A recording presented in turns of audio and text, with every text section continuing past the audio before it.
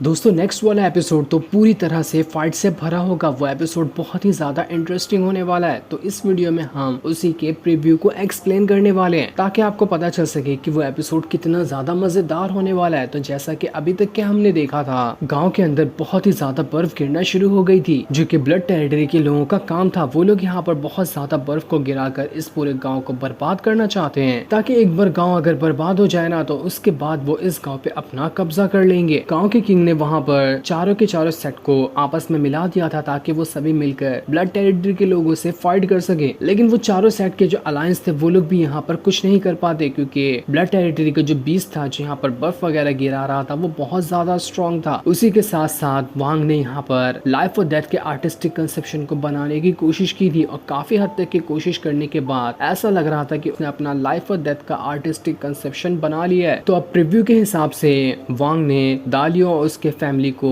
गांव के बाहर छोड़ दिया था, और उसके बाद वो गांव के अंदर आ जाता है ताकि कैसे भी करके वो गांव के अंदर से फर्नेस हासिल कर सके, जिसके बाद वो इमॉर्टल रैम के अंदर चला जाएगा। वांग ने सबसे पहले ये डिसाइड किया था कि वो अभी डायरेक्ट जाकर इस वॉर के अंदर नहीं कूदेगा, क्योंकि अभी तक के यहाँ पर सिर्फ 20 ही है, ब्लड टेरिटरी के लोग आए नहीं है। जब गाँव की हालत अच्छी तरह से खराब हो जाएगी ना तो उसके बाद ही ब्लड टेरिटरी के लोग आएंगे, ताकि यहाँ पर आने के बाद वो इस गाँव पे कब्जा करके चारों के चारों सेट की जो अलायंस है उन्हें खत्म कर सके। तो वांग ने यही डिसाइड किया था कि जब तक ब्लड टेरिटरी के लोग यहाँ पर नहीं आएंगे ना तब तक कि वो हमला नहीं करेगा। यही वजह थी कि वो एक छोटे से पहाड़ के अंदर एक घर बना लेता है और उसी के अंदर रहना शुरू कर देता है, ताकि यहाँ पर वो आराम से अपनी कल्टीवेशन करे और थोड़ा बहुत वो यहाँ पर इंतजार करेगा, ताकि देख सके कि जैसे ही यहाँ पर ब्लड टेरिटरी के लोग आएंगे उसके बाद वो इस वॉर के अंदर कूदेगा। ऐसे ही वहाँ पर इंतजार करते हुए वांग अपना कल्टीवेशन कर रहा होता है, ताकि क्या पता उसकी किस्मत अच्छी हो और वो बहुत ही जल्द ट्रांसफॉर्मेशन ऑफ गॉड लेवल को रीच कर जाए। इसी तरह से कल्टीवेशन करते हुए करीब एक महीना निकल चुका था, और अब ऐसा लग रहा होता है कि किसी भी टाइम पे ब्लड टेरिटरी के लोग यहाँ पर आते ही होंगे। वुटाई ने जो यहाँ पर वांग को एक जेट दिया था उसकी मदद से वो वांग से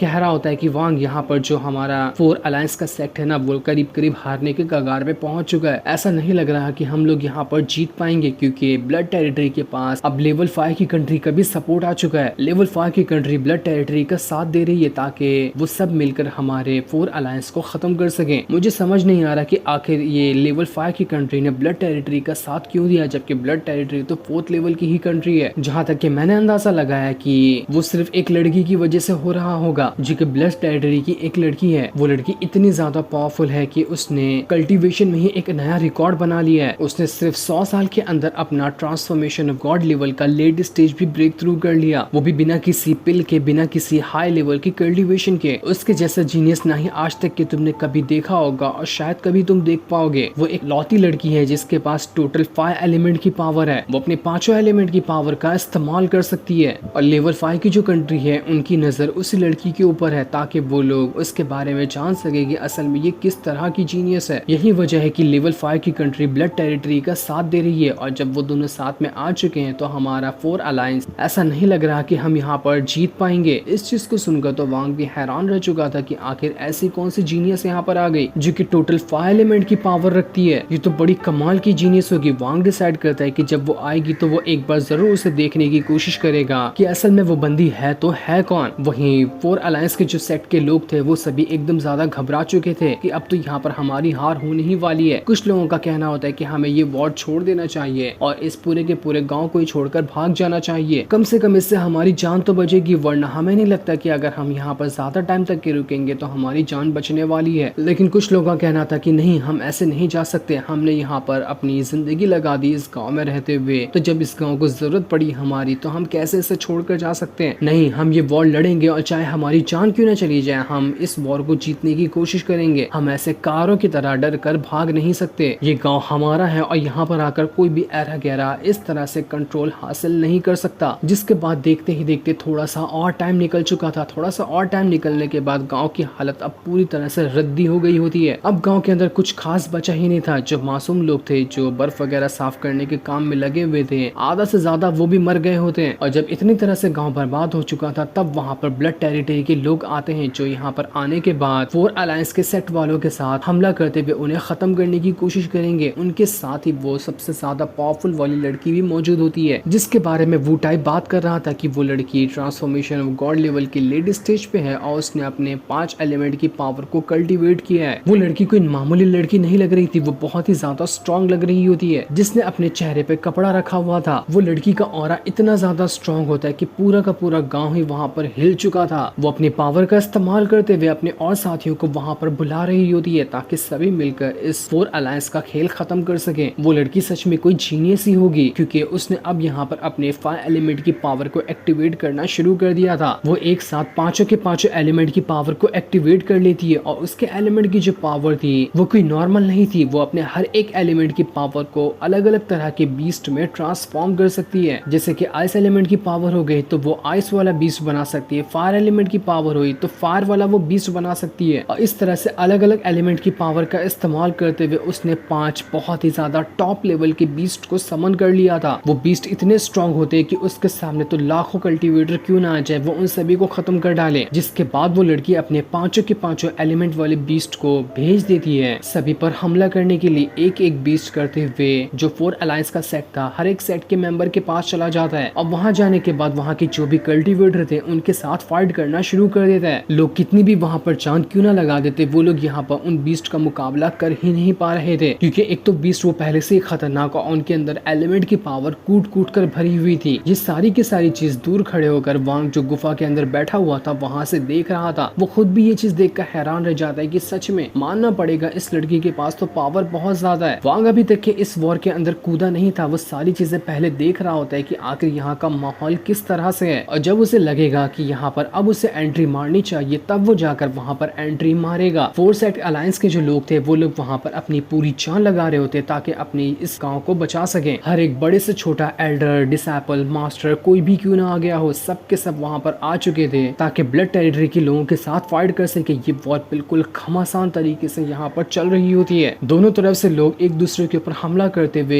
एक दूसरे की जान लेने को तैयार थे, लेकिन 4 सेट अलायंस जो था ये यहाँ पर कमजोर लग रहा था और ब्लड टेरिटरी के लोग यहाँ पर बहुत ही ज्यादा स्ट्रॉन्ग लग रहे थे। ऐसा लग रहा था कि अगर जल्दी यहाँ पर कुछ नहीं किया गया तो पक्का यहाँ पर 4 अलायंस सेट के जो लोग हैं वो लोग यहाँ पर हार जाएंगे और उनका खात्मा हो जाएगा। ऐसे ही वांग जब दूर खड़े होकर ये सारी चीजें देख रहा था तो तभी उस लड़की के बीस्ट वगैरह ने जो एक बहुत ही ज्यादा स्ट्रॉन्ग अटैक किया था वो अटैक अब उड़ते हुए सीधा वांग की तरफ ही आ रहा होता है, जो देखकर वांग हैरान रह चुका था। इसलिए वांग वहां पर अपनी पावर का इस्तेमाल करता है और अपनी पावर का इस्तेमाल करते हुए जो अटैक उसकी तरफ बढ़ रहा था उस अटैक को वहां पर वो डिस्ट्रॉय कर देता है। वांग कह रहा था कि लगता है अब सही टाइम आ चुका है इस वॉर के अंदर शामिल होने का। वो बस इस वॉर के अंदर शामिल होगा और मौके की तलाश में रहेगा कि कैसे उससे मौका मिलता है उस फर्नेस को हासिल करने का। एक बार वो उस फर्नेस को हासिल कर ले उसके बाद तो वो यहाँ से निकल ही जाएगा। वांग के अंदर आने के बाद अब सारे लोगों ने उसके ऊपर भी हमला करना शुरू कर दिया था, लेकिन वांग यहाँ पर अपनी उसी सामुराई वाली हैट को पहनकर आया हुआ होता है ताकि कोई भी उससे के बारे में ना जान सके कि असल में ये कौन बंदा है, क्योंकि हैट पहनने से कल्टीवेशन पावर भी हाइड हो जाती है और चेहरा भी ब्लर हो जाता है ताकि किसी को पता ना चल सके कि ये बंदा है तो है कौन। और उसी हैट और अपनी आइडेंटिटी छुपाने के साथ वांग वॉर के अंदर कूद चुका था, जो वॉर बहुत ही ज्यादा जबरदस्त चल रही होती है। नेक्स्ट एपिसोड में तो ये वॉर बहुत ही अच्छी तरह से दिखाई जाएगी और वो वाला एपिसोड पूरी तरह से सिर्फ फाइट से भरा होगा जो एपिसोड संडे को रिलीज होने वाला है। तब तक के लिए थैंक्स।